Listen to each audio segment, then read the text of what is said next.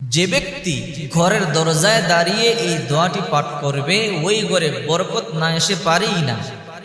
আপনি যদি প্রমাণ দেখতে চান, ঘরে প্রবেশের সময় এই দোয়াটি পাঠ করে ঘরে প্রবেশ করবেন, দেখবেন আল্লাহ পাক রব্বুল আলামিন আপনার ঘরে প্রচুর পরিমাণে বারাকা নাজিল করবেন।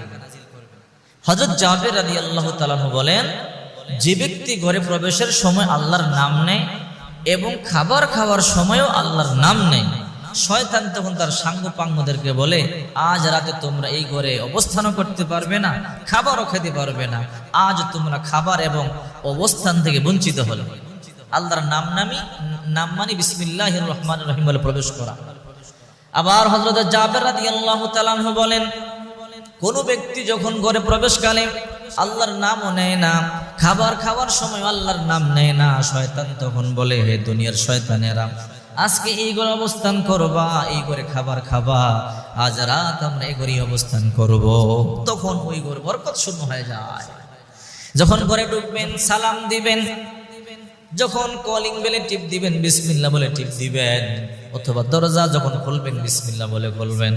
এক সাহাবী বলে, ইয়া রাসূলুল্লাহ, মরুভূমির মধ্যে তাঁবুটা নিয়ে থাকি, ওগো নবীজি আমাদের দরজা নাই, ঘর নাই, আমরা কি বলে দরজা বন্ধ করব? আল্লাহর হাবিব বলেন, গাল্লিকিলাবু বিমাসকুরিল্লাহ, যখন দরজা বন্ধ করবা বিসমিল্লাহ বলবা, শয়তান ঘরে প্রবেশ করতে পারবে না। সাহাবী کرام তো দরজাই নাই। নবীজি বললেন, তোমরা মেন রাস্তা যেখান দিয়ে তোমরা তোমাদের ঘরে ঢুকো, ওই রাস্তার মধ্যে বিসমিল্লাহ বলে একটা ছোট্ট খড়ির টুকরা রেখে দিবা, শয়তান আর ওই রাস্তা দিয়া ঢুকতে পারবে না। সুবহানাল্লাহ, চিন্তা করছেন, শয়তান আর ওই রাস্তা দিয়ে ঢুকতে পারবে না। এই জন্য হযরত জাবের রাদিয়াল্লাহু তাআলা বলেন, যখন রাসূল বলেছেন তোমরা ঘরে ঢুকবা বিসমিল্লাহ বলবা, সালাম দিবা, যে ঘরে বিসমিল্লাহ বলে ঢোকা হয়, সালাম দিয়ে ঢোকা হয়, খাবার খাওয়ার সময় বিসমিল্লাহ বলা হয়, ওই ঘরে আল্লাহ অবশ্যই রহমত আর বরকত দিবে। আর যে দোয়ার কথা বলছিলাম, অবশ্যই এই দোয়াটি পাঠ করবেন। ঘরের দরজায় দাঁড়িয়ে যখন ঘরে প্রবেশ করবেন এই দোয়াটি পাঠ করবেন।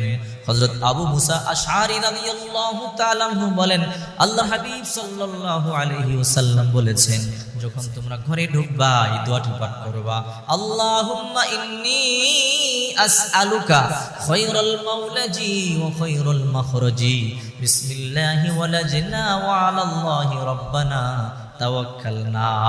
আমি শিখার সুবিধার্থে আবারও বলছি, আল্লাহুম্মা ইন্নী আসআলুকা খায়রাল মাওলাজি ওয়া খায়রাল মাখরাজি, বিসমিল্লাহি ওয়ালাজনা ওয়া আলাল্লাহি রাব্বানা তাওয়াক্কালনা। যে ব্যক্তি এই দোয়া পাঠ করে ঘরে ঢুকবে, আল্লাহ তার ঘরে অবশ্যই বারাকা দিবে। আল্লাহ বারাকা না দিয়ে পারে